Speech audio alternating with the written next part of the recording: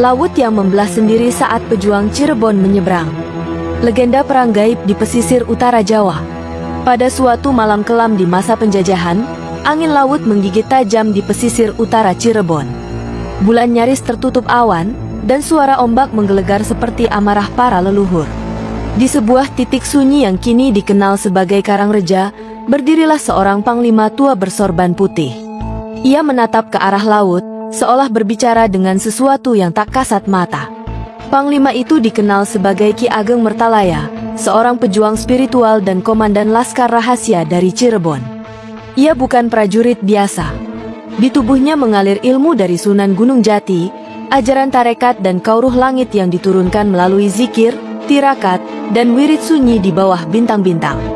Hari itu, pasukan Belanda telah mengepung wilayah barat. Jalur darat ditutup rapat.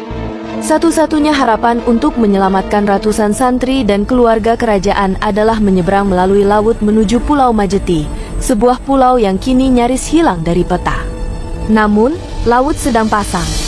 Ombak menggila. Perahu tak akan mampu bertahan.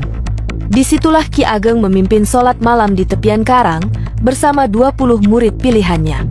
Mereka membaca Asmaul Husna sambil menanam tongkat kecil ke pasir, sebuah simbol ajian langit yang telah disempurnakan lewat puasa mutih selama 40 hari. Dan tepat saat takbir ketiga dikumandangkan, laut terbelah.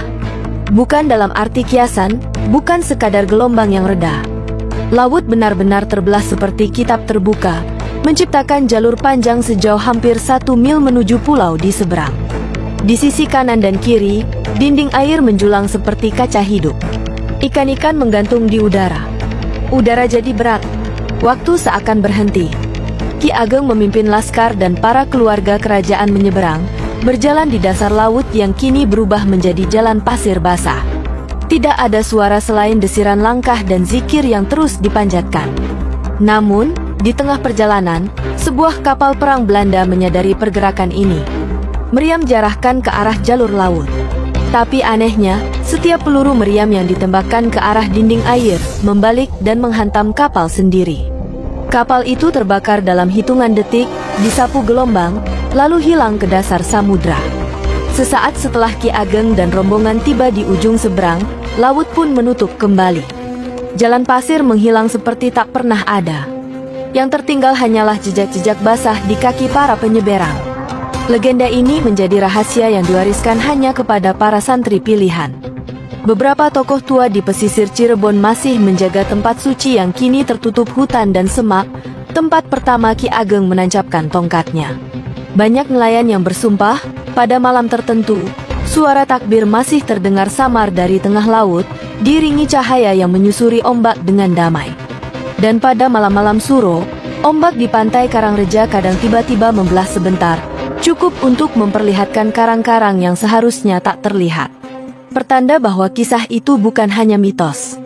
Kisah ini mengingatkan kita bahwa ketika semua jalan tertutup, keyakinan dan doa bisa membuka laut itu sendiri. Bahwa keberanian sejati bukan dari senjata, tapi dari hati yang tak gentar bahkan ketika dunia menolak. Jika kisah ini menggugahmu, tuliskan pendapatmu di kolom komentar.